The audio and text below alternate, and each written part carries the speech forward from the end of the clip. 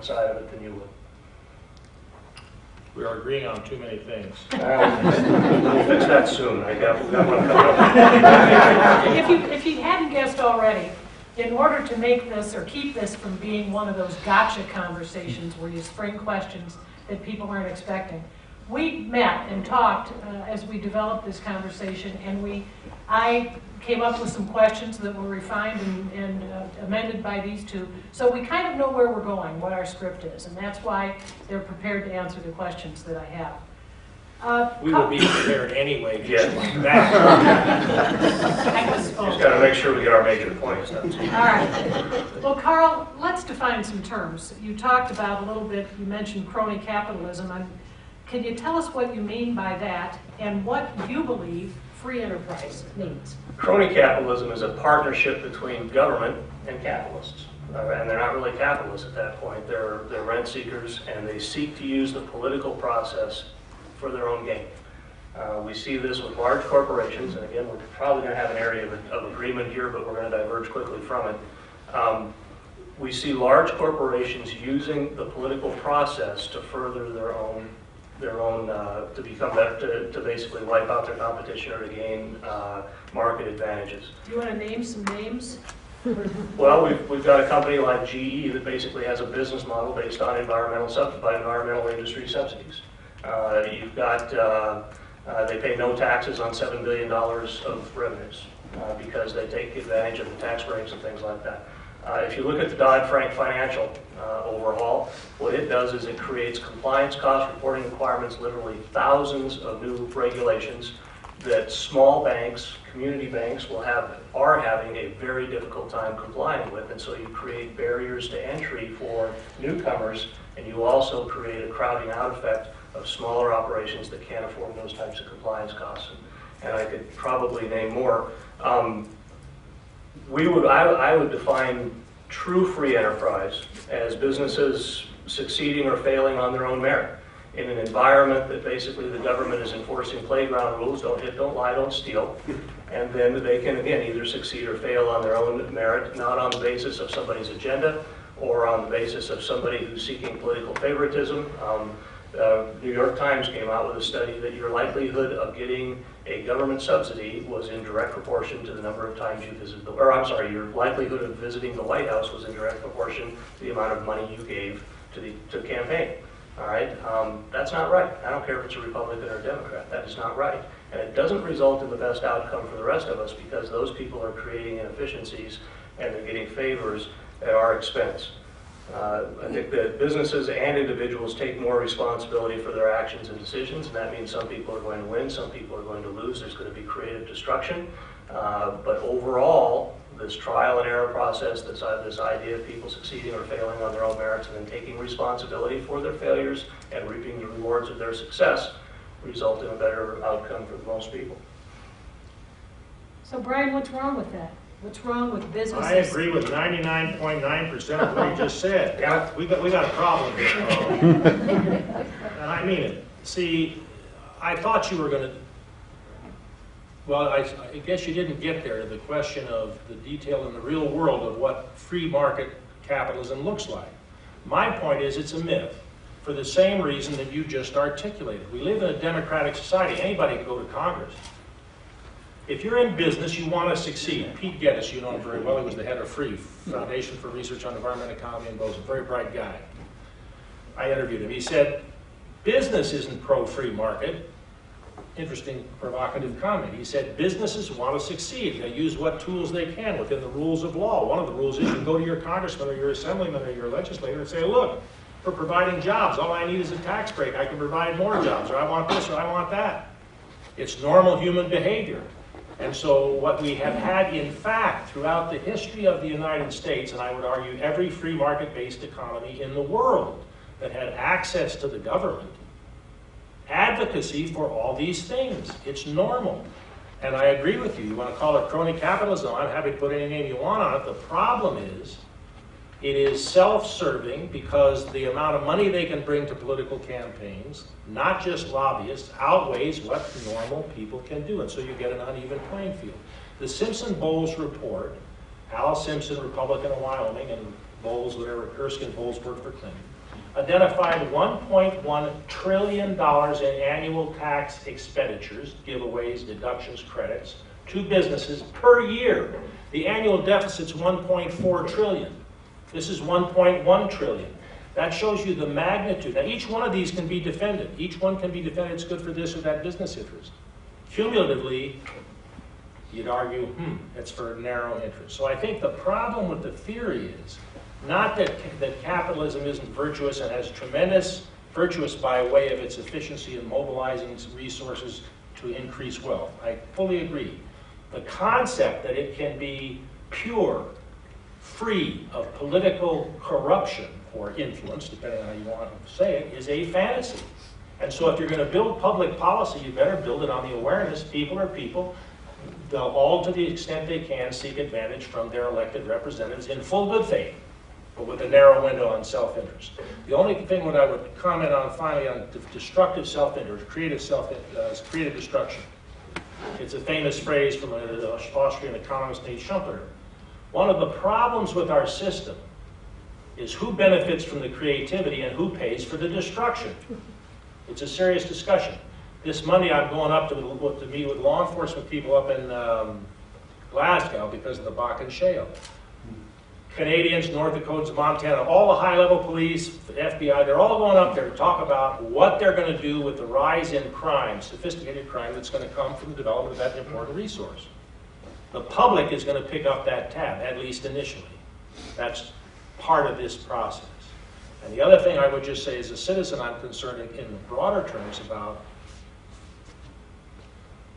what do you do with the destruction that arises from the creativity of capitalism, the dynamic changes? What do you do with the people that are damaged? And that's a critical question, I know, for you from talking to you. You bet, go ahead. We've gotten past the 99% here, so. Okay.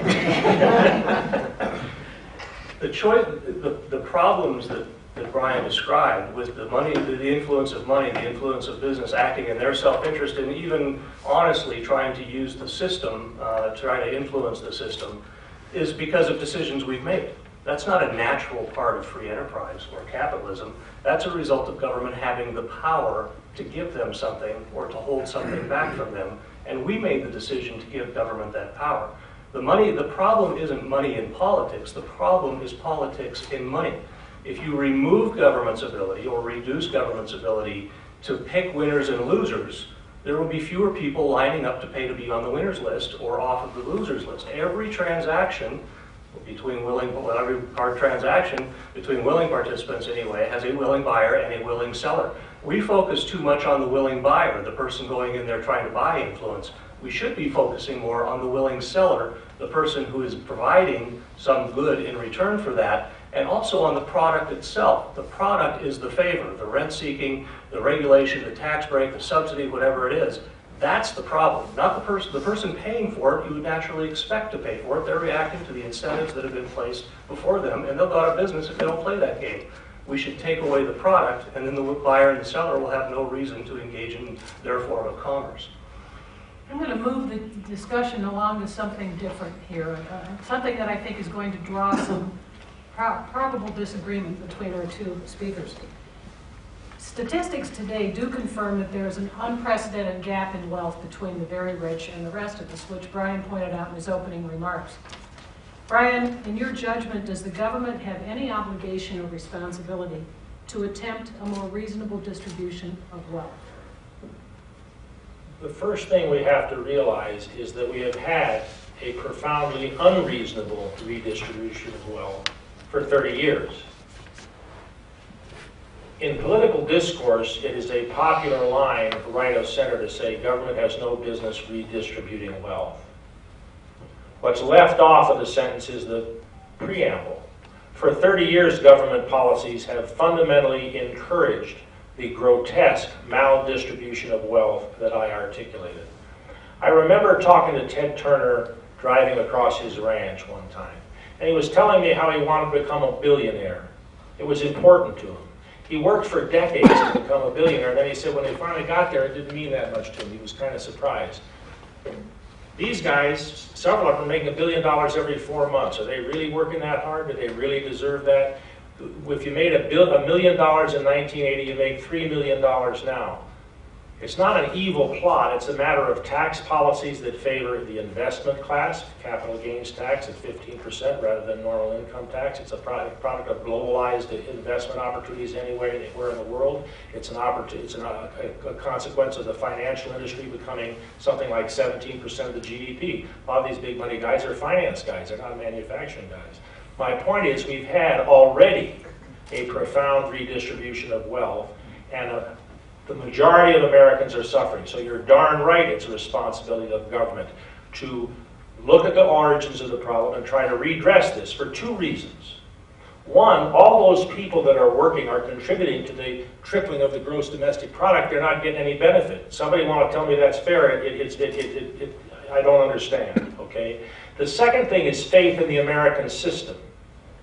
If people lose confidence that the constitutional system of government we have and the quote, end quote, free enterprise system has benefits that are reasonable for everybody, we got a big problem in this country.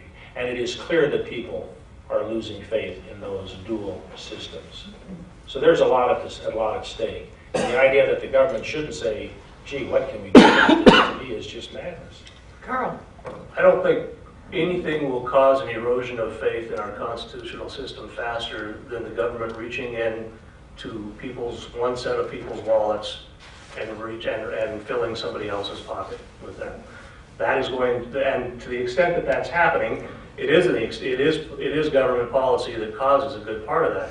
But it's also a measuring issue. First of all, as a metric, income inequality, I'm not sure is the best metric we want. In the late 1970s under Carter, we had a much less unfair, if you want to use that term, redistribution of wealth, and yet we had 13% inflation and 21% interest rates. So the metric may not be the most important one for measuring economic outcomes or fairness, but even with that, government policy influences the way that we measure it. In the 1980s with tax reform, when individual tax rates went from 50% to 28% or whatever it was, what we saw was a huge shift from corporate organization to S-corps that pass income through to people. That showed up as a huge increase in personal wealth, even though it was the same people having the same money. It just showed up in a different place on their tax form. We saw the same thing under both Clinton and Bush when taxes on dividends and capital gains rates went down. People started cashing in. Companies started giving out dividends because it was taxed at a lower rate. It didn't result in a difference in wealth. It resulted in a different distribution among the same people who had it. So one of the things that we have is measuring, but also it certainly is corporate or government policy that influences that. I don't think, though, that we're going to see tax policy or redistributive policies have the impacts that we want. If you look at social democratic countries in Europe, for example, you find that if you're spending 25 to 50% of your gross domestic product on government, it's the middle class and the lower classes who pay that burden because there is not enough wealth in the upper class or in the top 1% or the top 10%. There's not enough there, so you see value-added taxes and consumption taxes that take a bite and are hugely regressive. And in fact, the United States, according to the OECD, if you look at the total taxes paid and by section, top 20% I think it is, and then the next 20. If you look at that, you will see that the United States has the most progressive tax rate of any developed country. So that is not the policy that's going to stimulate growth and make things better off for the most people. The rising tide that lifts all boats, that tide ain't going to rise. If you take the money, if you punish people for